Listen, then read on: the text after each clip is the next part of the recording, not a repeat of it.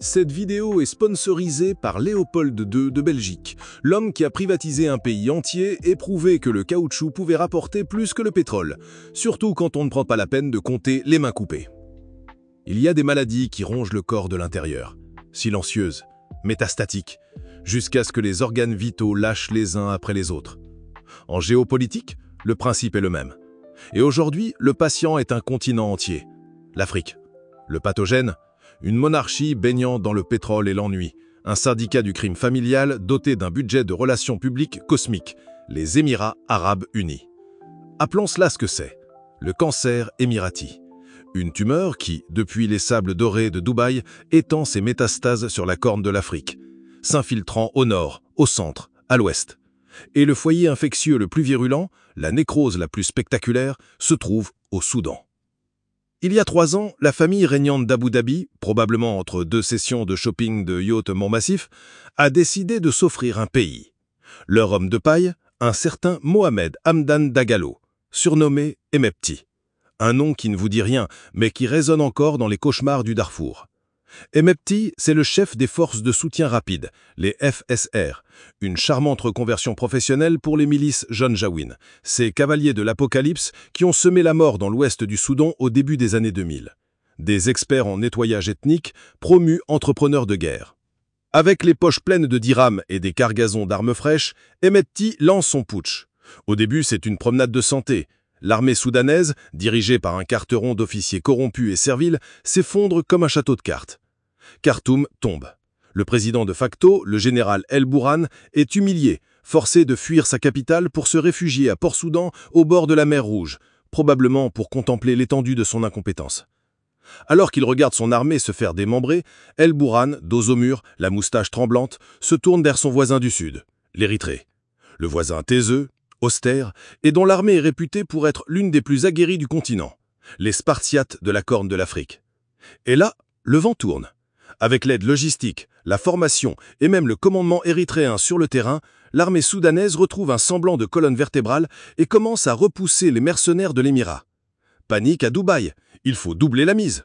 Les Émirats envoient des centaines de drones, des avions à cargo bourrés d'armes qui atterrissent au Tchad voisin sous le regard bienveillant de l'armée tchadienne. Et quand ça ne suffit pas, on passe au plan B, les mercenaires. Des Libyens, des Centrafricains, des Somaliens, des Éthiopiens et, pour la touche d'exotisme, des Colombiens. Oui, des Colombiens au Darfour, la globalisation dans ce qu'elle a de plus grotesque. Bien sûr, les Émirats nient tout en bloc, jusqu'à ce que l'armée soudanaise pulvérise un avion rempli de ces fameux touristes colombiens. Oups. Sentant le roussi, le Tchad commence à fermer les aéroports. Qu'à cela ne tienne, les Émirats appellent un autre de leurs sous-traitants, le général Khalifa Haftar en Libye, un pion de la CIA de longue date, qui leur ouvre une base à la frontière pour continuer le trafic. La machine de mort est bien huilée. Pendant ce temps, à Al-Fashir, dans l'ouest du Soudan, l'horreur atteint des sommets bibliques. La ville est assiégée par les FSR. Plus de nourriture, plus de médicaments. La famine, le choléra, les bombardements incessants. Des milliers de morts. Une agonie à huis clos qui ferait passer Gaza pour une simple querelle de voisinage. Voilà le prix de l'ambition d'un émir qui veut son port sur la mer Rouge. Mais le cancer émirati n'a pas commencé au Soudan. C'est une infection plus ancienne. Prenez la Somalie. Depuis plus de 15 ans, les Émirats y arrosent un groupe que vous connaissez bien, Al-Shabaab. Faisons le calcul. 15 000 combattants payés 300 $ par mois, plus la logistique, la nourriture, les armes, on flirte avec les 80 millions de dollars par an. Sur 15 ans, ça fait plus d'1 milliard de dollars investis dans une franchise de la terreur. Le but, toujours le même, obtenir un port, une obsession, une monomanie portuaire qui l'y pousse à vouloir des bouts de côte partout, de la Somalie à l'île de Socotra, du golfe Persique au Soudan. Vous vous demandez d'où vient tout ça, qui tire les ficelles de ces marionnettes en dish d'achat? La réponse n'est jamais bien loin. Derrière chaque compradeur régional, il y a un parrain. Et le parrain des Émirats, leur grand frère, c'est la CIA. C'est un secret de polichinelle.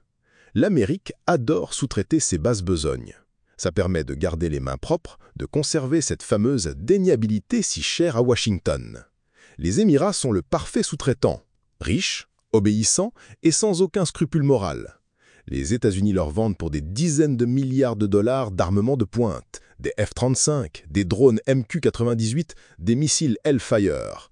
Tout l'artillage du parfait petit pyromane régional.